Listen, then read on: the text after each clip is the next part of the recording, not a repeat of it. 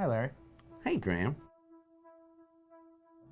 Hi, my name is Graham Resnick. I'm a filmmaker, writer, director, sound designer, and I started working with Larry Fessenden about 10, 15 years ago through my friend Ty West, who I grew up with, and have done a lot of sound design with on his films.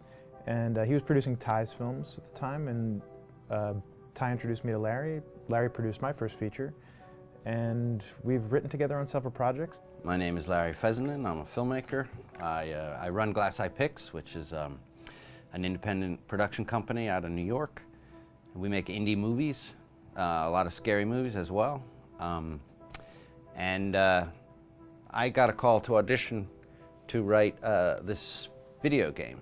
And I called my pal Graham Resnick because Graham is a gamer. And while I thought I could offer something to the idea of writing this multi-branching story, I knew that I would want Graham's expertise as a lover of gameplay, since I guess games were started. So and just as a lover. And as a lover, yes. Which is As, why there's so many sex jokes in the game. There was one Italian website that did say the Larry that's Fessenden right. and Graham Resnick, the two lovers behind Until Dawn. Come here. Maybe I know how to handle you too. I am definitely ready to be handled. So I wanted Graham by my side. Yeah, and we got the gig, and it's been an amazing ride. Oh, hell yeah. Oh my god, she's taking her shirt off. What? Oh my god. Matt, what are you doing here? Hannah. I'm sorry, Hannah, Hannah. hey. This all got Don't out of worry, hand, but So in the game, the basic setup is that a year prior to the game's start, all these kids had gone up to a ski lodge that was owned by the parents of one of the kids, or a couple of the kids, and some of the teenagers played a prank on some of the other teenagers, and a terrible tragedy occurred when a few of them, two sisters, ran out into a blizzard, and were never seen from again.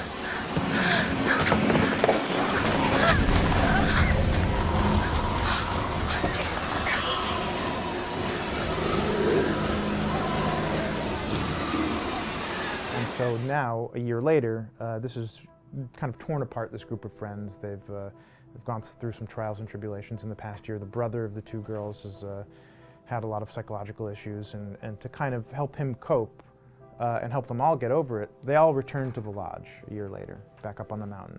And the idea is to get over it, but The healing does not begin. yeah, and these kids are all trying to find themselves. They've been through a trauma, but in general, they're just teenagers trying to figure out who they are. So they're all kind of falling into the patterns, the stereotypes, the characters they see on TV and in the movies.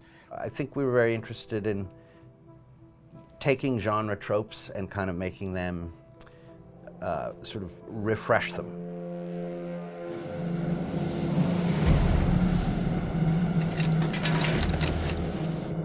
Hey, did you see that? Dad said it'd just be us this weekend. We're familiar with how slasher movies work.